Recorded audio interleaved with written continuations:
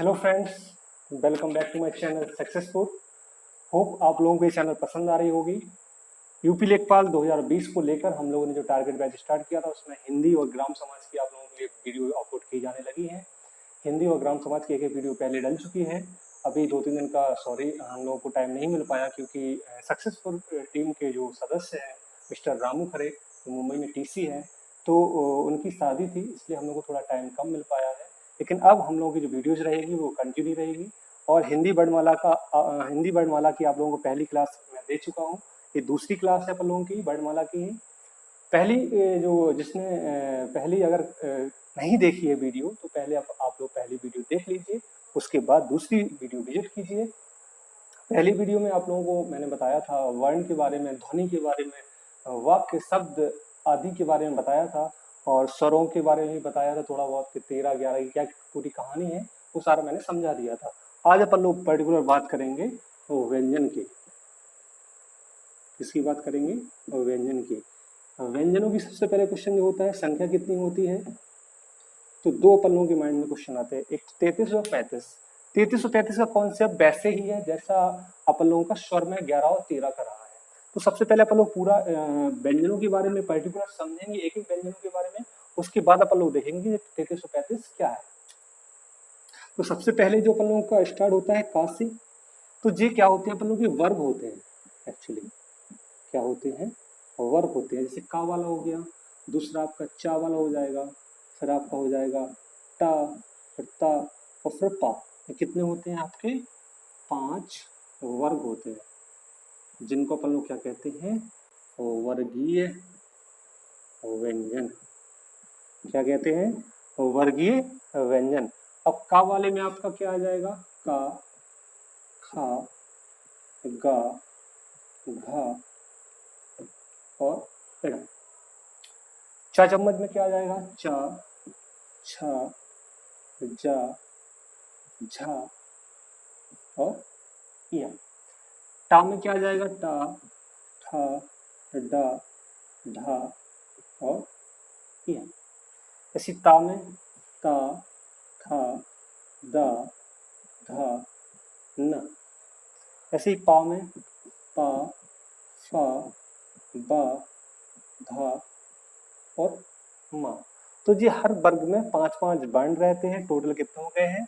तो टोटल हो जाएंगे आपके जी 25 वर्ण। ठीक है, तो 25 व्यंजन हो जाएंगे। अब पर्टिकुलर इनका नाम भी जो दिया जाता है, जैसे का वाला हो गया, तो जी पर्टिकुलर क्या कहलाएगा? ये कहलाएगा कंठ। और ये बहुत ही ज्यादा इंपॉर्टेंट क्वेश्चन है क्योंकि एग्जाम में सीधा लिख के आएगा, खा लिख के आ गया, पूछा जाएगा खा कौन सा व्यंजन है, तो अपन को क्या लगाना है? कंठ। ऐसे ही जो चावाई लाइन होती है वो क्या कहलाती है अपन लोगों की? तालव्य। ठीक है, ऐसी टा वाली होती है वो होती है मूर्धन, और ता वाली होती है वो कहलाती है अपन लोगों की दंत, और जो पा वाली होती है वो होती है ओष्ठ। ठीक है, जे इनके कहलाने का क्रम है। अब क्यों कहलाते हैं? तो जो का वाली लाइन है वो सीधी कंठ के द्वारा वायु निकलती है। जैसे टा वाली होगी तो सीधी मूर्धन यानी ऊपर जीभ लगती है। जैसे ता वाली होगी दांत में जीभ टच होती है। पा वाले में ओष्ठ में ओठों की जो आपस में टकराहट के कारण जो वर्णों की उत्पत्ति होती है वो क्या कहलाते हैं? ओष्ठ व्यंजन। तो इस प्रकार से ये पांचों वर्ग कहलाते हैं। और वर्गीय व्यंजन टोटल कितने हो गए? 25। कितने हो गए? 25 व्यंजन। ठीक है, यहाँ तक समझ में आ गया। अब इसके बाद का कौन से समझते हैं? यहाँ तक मां मछली तक हो गया है। इसके बाद क्या आता है? या, ला, ला और वा। ये चारों क्या कहलाते हैं अपन लोगों के? अंतस्थ व्यंजन।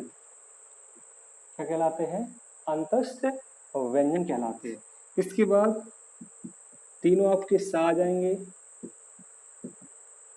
और हा, ये कहलाएंगे आपके ऊष्म व्यंजन।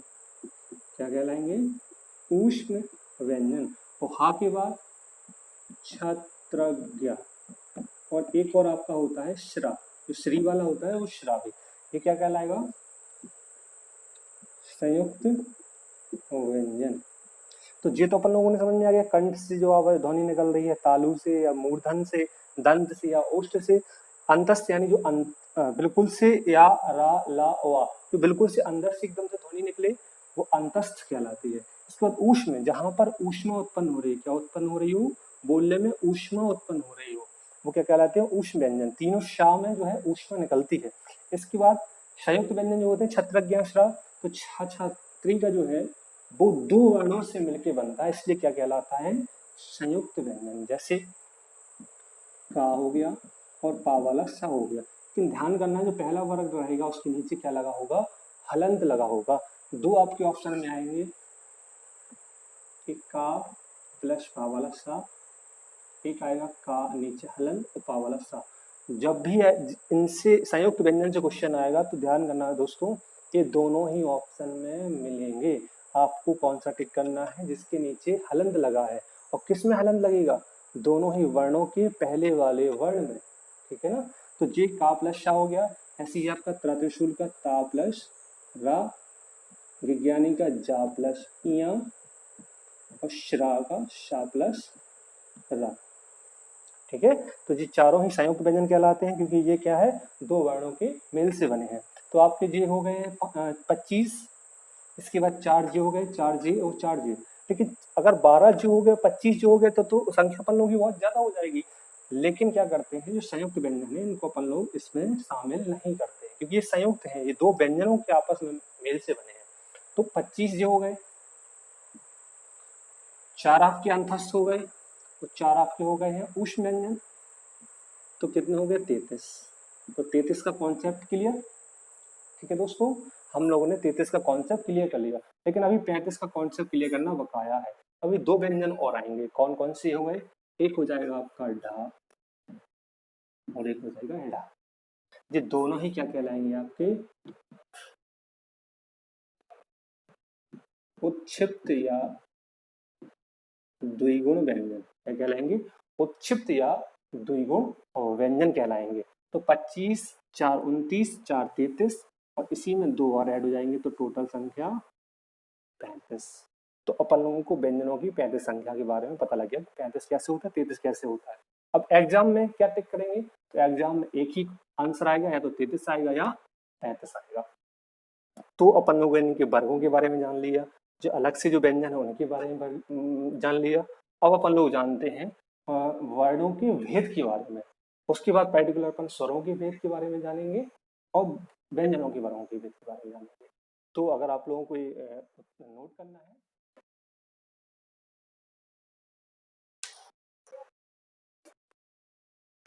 तो अभी हम लोगों ने व्यंजनों के बारे में जाना। अब अपन लोग क्या जानते हैं, वर्णों के भेद। तो हम अब आपको क्या, आप लोग क्या पढ़ेंगे, वर्णों के भेद। तो वर्णों के मुख्यतः दो भेद होते हैं। एक आपका हो जाएगा श्वास के आधार पर और एक हो जाएगा आपका गूंज या नाद के आधार पर। एक श्वास के आधार पर, एक गूंज या नाद के आधार पर। श्वास के आधार पर आपके पर्टिकुलर फिर से दो भेद होते हैं। एक होगा आपका अल्प प्राण और एक हो जाएगा आपका महाप्राण। अल्प प्राण का मतलब होता है अल्प, अल्प मतलब कम, प्राण मतलब होता है वायु। यानी जिन वर्णों को बोलने में अपन लोगों को क्या लगे, कम समय लगे, वो क्या कहलाएंगे, अल्प प्राण। और जिन वर्णों को बोलने के लिए महा यानी ज्यादा वायु का प्रयोग हो, प्राण मतलब श्वास या वायु, ठीक है, तो वो क्या कहलाएंगे, महाप्राण कहलाएंगे। जैसे अल्प प्राण में अपन लोगों का जैसे वर्ग हो गया का, खा, गा, घा और एणा। अब जैसे अपन लोग बोलते हैं का, तो नॉर्मली का, तो इसमें कम वायु लग रही, तो का किस में आ जाएगा, अल्प प्राण में। इसके बाद खा, खा में थोड़ा ज्यादा टाइम लगता है, तो खा कहाँ चला जाएगा, महाप्राण में। बिल्कुल इजी है, अल्प प्राण में का आ जाएगा, खा किस में चला जाएगा, महाप्राण में। इसके बाद गा, गा में नॉर्मली कम टाइम लग रहा है, तो गा किस में आ जाएगा, अल्प प्राण में। लेकिन घा, इसमें थोड़ा ज्यादा टाइम लग रहा है, तो घा किस में आ जाएगा, महाप्राण में। अभी तक आप लोगों को ये चीजें कठिन लगती होंगी, अल्प प्राण, महाप्राण या गुण के आधार पर जो आपके सगो सगो से एकदम से बिल्कुल इजी मेथड में आपको बताऊंगा, बिल्कुल से ही आप लोगों को लर्न हो जाएगा। इसके बाद आपका आता है एड़ा। इणा में भी आप लोगों को कैसा टाइम लग रहा है, कम टाइम लग रहा है, तो इणा कहाँ जाएगा, अल्पप्राण में। तो अपन लोगों ने देखा का, गा और इणा किस में आया अपन लोगों के अल्पप्राण में, और खा और घा किस में आए, महाप्राण में। तो अब वर्ग कितने होते हैं, 5। एक तो का वाला हो गया, ऐसे अपन लोगों का चा वाला रहेगा, फिर टा वाला रहेगा, फिर ता वाला रहेगा, पा। तो क्या ये सब इतने याद करना पड़ेगा अपन लोगों को, नहीं। अपन लोगों को खाली ध्यान करना है कि वर्ग का यानी पहला अक्षर, गा यानी तीसरा अक्षर, तो इणा यानी 5वां अक्षर, यानी 1 3 5। अल्पप्राण 2 4, महाप्राण और जे किस में आए थे अपन के अल्प में। तो पहला, तीसरा, 5वां आपकी अल्पप्राण, और चौथा, सॉरी दूसरा और चौथा किस में आई थे आपके, महाप्राण में। तो हर वर्ग का यही रहेगा। जैसे आपका टा वाला, टा ठा डा ढा या जो भी है, तो उसका जो पहला है इसमें जाएगा, इसमें तीसरा किसमें जाएगा, इसमें। तो आपको अब किसी भी वर्ग की अपन को आपको अलग से याद करने की जरूरत नहीं है। आपको ध्यान रखना है कि 1 3 5 यानी 135 का अल्पप्राण और 24 यानी महाप्राण। जी आपकी निकल के आ गई अल्पप्राण, यानी वायु के अकॉर्डिंग आप लोग कितना टाइम इसको बोलने में लगता है वो है। तो अल्प अगर आपको कम टाइम लग रहा है तो आपके का गा और इणा यानी 1 3 5 का जो नंबर है वो अल्पप्राण का है, ज्यादा टाइम लग रहा है 2 4 का 24 का तो महाप्राण रहेगा। ऐसे अपन लोगों के गूंज के आधार पर रहते हैं, गूंज के आधार पर भी 2 रहते हैं, एक आपका रहेगा अघोष और एक रहेगा सघोष। सघोष की जगह कभी कभी घोष अकेला लिख के आ जाता है तो भी वो सघोष ही होगा। अघोष के लिए अघोष ही लिख के आता है, सघोष के लिए कभी सघोष और कभी केवल घोष लिख के आ जाता है। तो इनको ये जो होते हैं इसमें तो वायु का है, यहाँ पर गूंज यानी कितनी तेज आवाज में अपन लोग साउंड कर रहे हैं उसके अकॉर्डिंग अपन लोग अघोष सघोष को रखते हैं। तो अघोष में अपन लोग कौन से वर्ण आते हैं, तो अघोष में पर्टिकुलर आपका आता है पहला और दूसरा, यानी अब अपन लोगों को बार बार देखना नहीं पड़ेगा। पहला मतलब का और दूसरा मतलब खा। तो सघोष में अपन लोग कौन चले जाएंगे, लास्ट के 3 यानी 3 4 5 यानी का और खा यहाँ पर, और गा घा और इणा कहाँ पर, यहाँ पर।